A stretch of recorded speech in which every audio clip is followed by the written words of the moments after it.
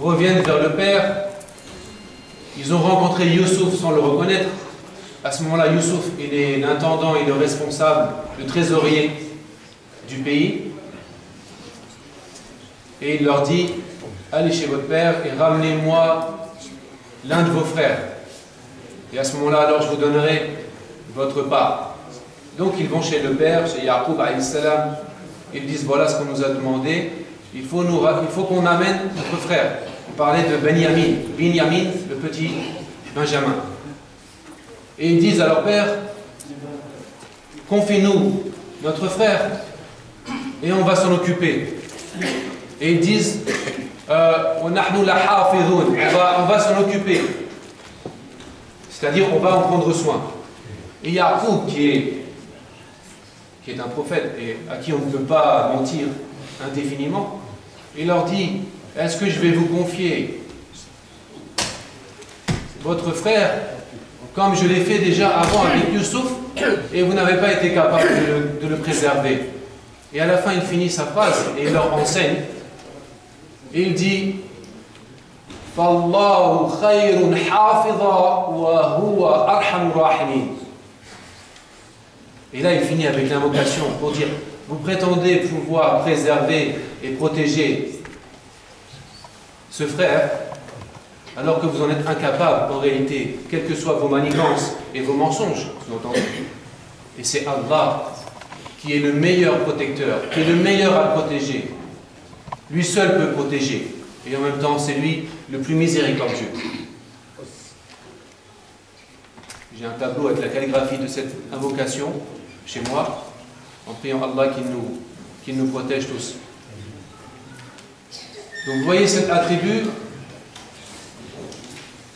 de la protection d'Allah, de la préservation d'Allah. Vous savez, cette action-là, elle est permanente, comme j'ai dit. Et Allah, en fait, il a des serviteurs, en particulier, qui sont chargés de protéger et de préserver la création. Il s'agit en particulier des malaïka, des anges, alayhimus salam. Les anges, on nous dit que chaque goutte d'eau qui descend sur terre est accompagnée d'un ange qui l'accompagne pour s'assurer qu'elle va bien arriver là où elle a été destinée.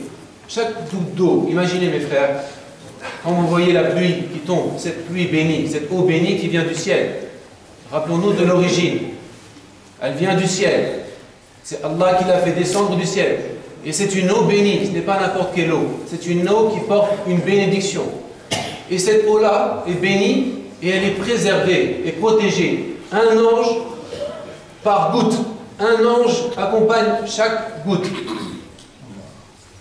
parce que cette goutte, n'importe quelle goutte a une mission et elle doit arriver à un endroit qui lui est destiné pour remplir une mission particulière que Allah a fixée.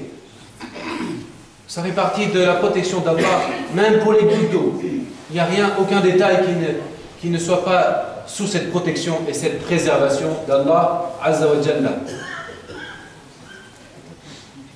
Et bien sûr, pour conclure notre première partie, Inch'Allah, parmi le rôle de ces anges, on va dire, les anges gardiens, il y a ceux qui nous accompagnent. Chacun d'entre nous, nous sommes accompagnés d'un groupe d'anges. Il y en a plusieurs. Il y a ceux qui notent, qui inscrivent dans le registre les actions bonnes, celui de droite, et mauvaises, celui de gauche. Raqib, Atid, on leur donne ce nom, d'après les savants. Et il y a ceux qui sont devant nous et derrière nous, qui nous protègent également, que Allah a missionné pour protéger. Et c'est le verset, notamment selon certaines interprétations, قال الله سبحانه وتعالى له معقبات من بين يديه ومن خلفه يحفظونه من أمر الله. Dans ce verset, Allah nous dit, il a soit c'est l'homme, soit c'est Allah, il possède des mu'aqibat. Selon les interprétations, les commentaires, ce sont les anges qui se relaient nuit et jour. Il y a les anges de la journée. Lorsqu'ils partent, ils sont suivis par les anges de la nuit. Et ainsi de suite. Et cela, devant et derrière. Devant et derrière l'homme. Et qu'est-ce qu'ils font? Ils protègent l'homme.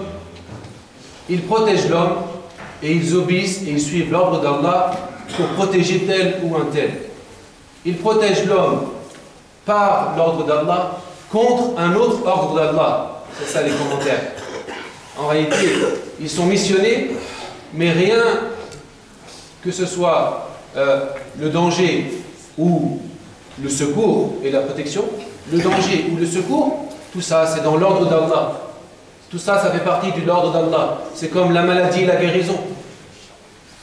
La maladie fait partie de l'ordre d'Allah et la guérison fait partie de l'ordre d'Allah. C'est ce qui a fait qu'on ne sort jamais de sa volonté. Wallahu ta'ala a'lamu wa naktafi bi hadha al-qadr inshallah. فنسأل الله تعالى أن يوفقنا لما يحبه ويرضاه ويعلمنا ما ينفعنا وينفعنا بما علمنا وأن يزيدنا علما وفهما يا أرحم الراحمين يا رب العالمين والحمد لله رب العالمين والسلام عليكم ورحمة الله